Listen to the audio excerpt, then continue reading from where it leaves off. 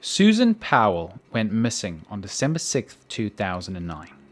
What was originally thought to be a straightforward missing persons case ended up unraveling to be one of the most blatant cases of overlooked guilt, where the prime suspect just got away with it for so long that needlessly ended up in extreme tragedy.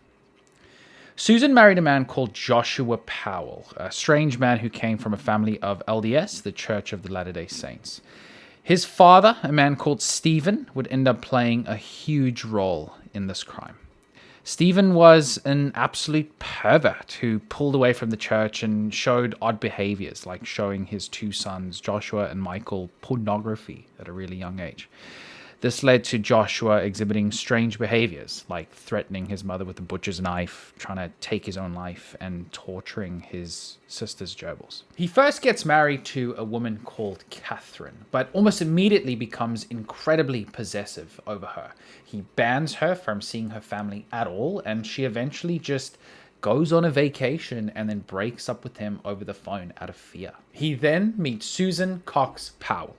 The two of them get married, move to Utah, and they have two boys, Charlie and Braden. For the first few months of their relationship, they lived with Joshua's dad, Stephen, the pre-aforementioned pervert. And at first things are okay, but then Stephen just develops this incredible infatuation with Susan.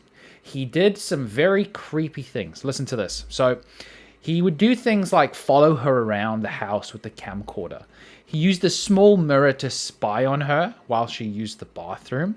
He would steal her underwear, her laundry, and her personal items, and then date them and hide them in his room. He read her journal, and he would write and post love songs online under a pseudonym. This is real. Have a listen to this. I said I love you, is that a crime?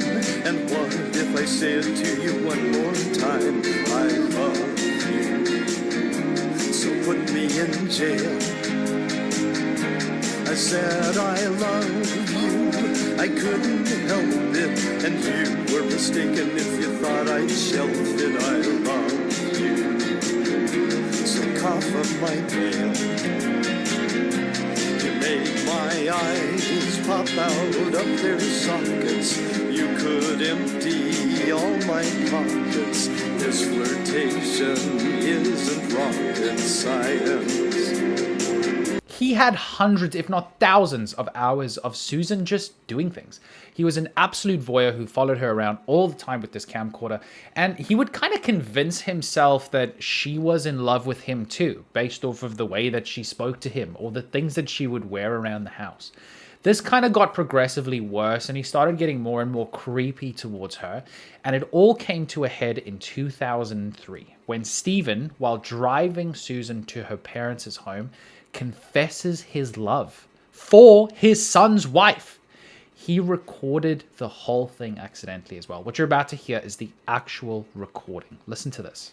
I'm probably wrong, but I've really fallen in love with you. You know, for the last year and a half, you're about the only thing we can think about.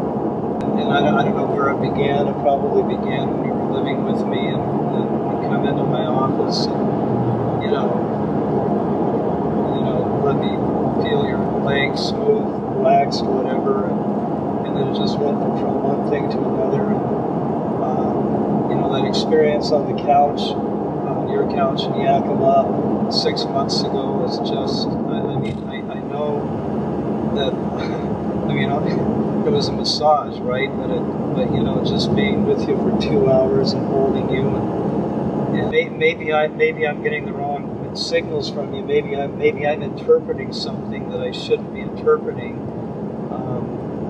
You know, it just, for example, when we were sitting on the couch, it just felt like you were very, you know, I was extremely aroused, and I think you were somewhat aroused. At least I thought. I don't know where you're going with this. And Susan, I'll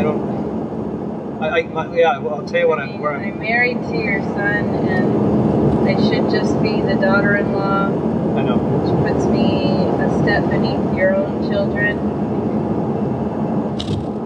Okay. And that's where I'm comfortable. Okay. How weird is that? So she then gets to her parents' home and she calls her husband Joshua and she tells him what happened, hoping that Joshua's going to freak out at her dad and be like, "What are you doing, Dad? This is me wife." But instead, he just shrugs it off. He just says, well, guess that just means there's a bunch of freaks in this family, huh? And then just kind of gets on with his day. She is shocked and she refuses to see Stephen again because she feels so uncomfortable, and she decides to live with her parents.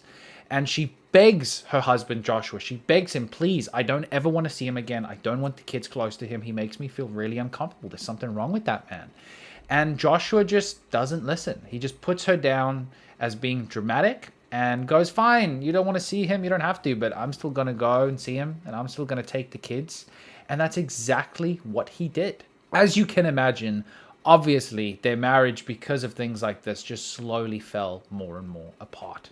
On the morning of December 6th, Joshua, Susan, and the 2 kids head off to church and then go home. That is the last time that Susan was ever seen alive by a general member of the public again. December 7th rolls around and nobody is reachable. Her family freaks out and calls the police and says, "Listen, I haven't been able to get a hold of my son-in-law or my daughter or her 2 kids. I think something is wrong." On the morning of December 7th, police go to the house. Nobody is there, so they break in because they're kind of scared that the family had died from monoxide poisoning, and nobody was home. But they find a couch with a huge wet spot on it, like it had just been scrubbed and cleaned, with 2 fans blowing directly at the wet spot. Susan didn't show up for work that day either, neither did Joshua. Joshua then arrives later in the day on December 7th at home with the 2 boys. And the police are like, "Yo, where have you been? Where's your wife?" And he goes, "Oh, I don't know where my wife is. Yesterday we went to church, we came back, and then I took the boys camping, and we just left the wife at home. I kid you not, I don't know where she is."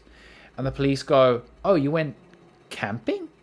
But there's a massive blizzard at the moment. Nobody would ever go camping in this." And he goes, "I went camping." Understandably, the investigation is kind of ramped up now, right? December 9th rolls around, and then a full-on investigation goes down into the Powell house. This is what they find.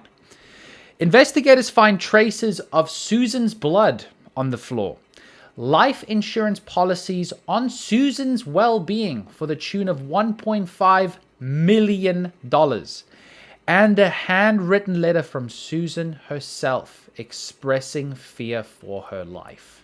And if that is not suspicious enough, police highlight further behaviors from Joshua that was deemed suspicious. Listen to this.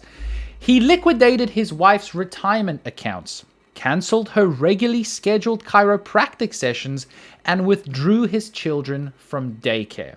He had also previously spoken to co-workers about how to hide a body in an abandoned mine shaft in the western Utah desert.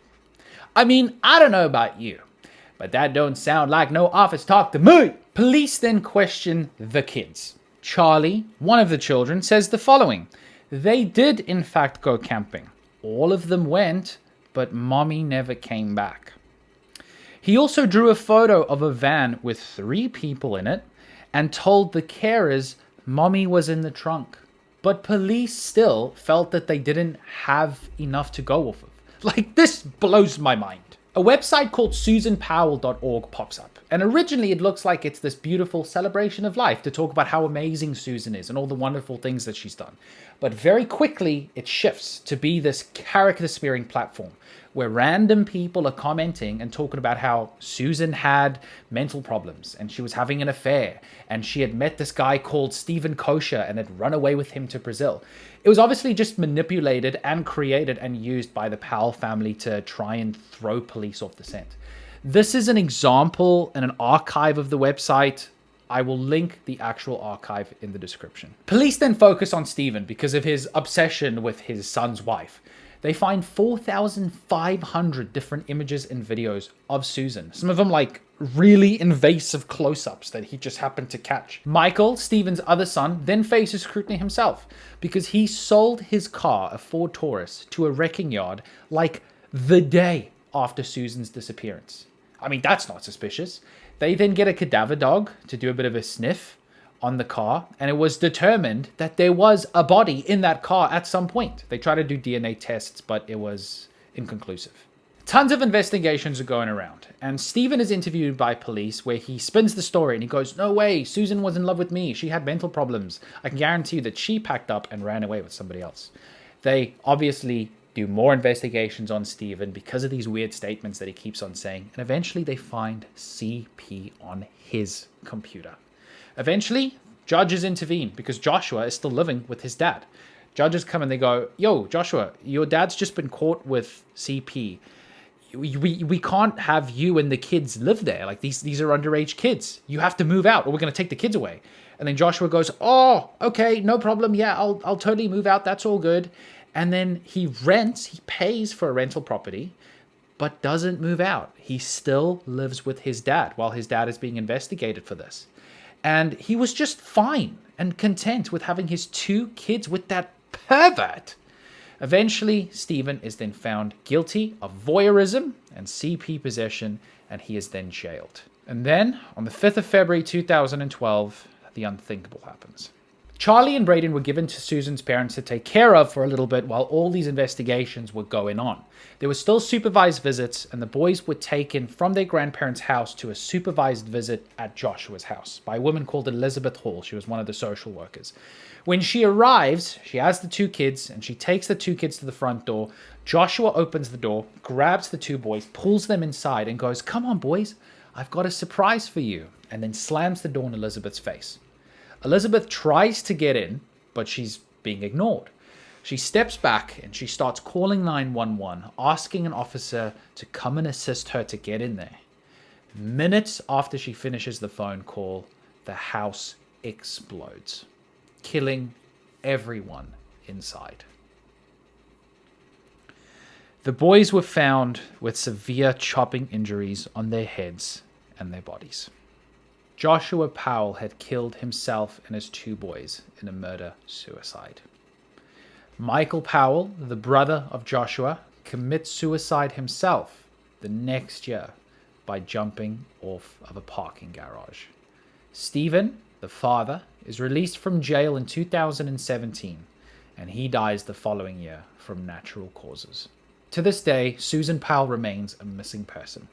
But given the fate of her sons, it is widely believed that she was murdered by her husband, Joshua. Her remains, her body, or her whereabouts have never been discovered.